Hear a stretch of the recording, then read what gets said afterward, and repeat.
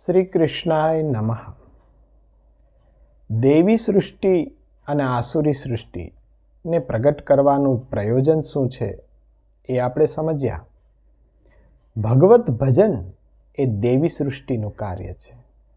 ભગવત ભજન દેવી સૃષ્ટિ જ કરી શકે છે એ બતાડતા ભગવાન 9મા અધ્યાયના 13મા શ્લોકમાં આજ્ઞા કરે છે, મહાત્માનસ્તુ મામ પાર્થ દેવીમ પ્રકૃતિમ આશ્રિતઃ ભજન્ત્ય અનન્ય મનસો જ્ઞાત્વા ભૂતમ આદિ અવ્યયમ.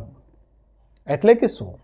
હે પાર્થ, દેવી પ્રકૃતિનો આશ્રય કરીને રહેલા મહાત્માઓ અને જીવોના આદિ અને અવ્યય જાણીને મારું અનન્ય ભાવથી ભજન કરે છે.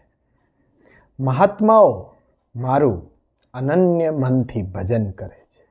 તેઓ મારી દેવી પ્રકૃતિ એટલે કે દેવી સ્વભાવરૂપ પ્રકૃતિનો આશ્રય કરીને રહેલા છે. તેથી અનેક જન્મ જન્માંતરના કરેલા પુણ્ય કર્મોના સંચયથી પાપરહિત થઈને આ અંતિમ જન્મમાં એ આવેલા હોવાથી અહીંયા એને મહાત્મા કહેવામાં આવ્યા છે. મહાત્મા મારું ભજન અનન્ય મનથી કરે છે. કદાપી મારી આજ્ઞાનું ઉલ્લંઘન નથી કરતા. એ મને સર્વ ભૂતોનો આદિ અને કારણ માને છે. મને અવ્યય માને છે, અવિકૃત માને છે, વિકાર રહિત માને છે. મને કેવલ આનંદ સ્વરૂપે જ મને એ લોકો ભજી રહ્યા છે. તો ભગવદ્ માર્ગમાં એ મહાત્માઓ ઉત્તમ પુરુષના આચરણને અનુસરનારા અને મારું જ ભજન કરનારા હોય.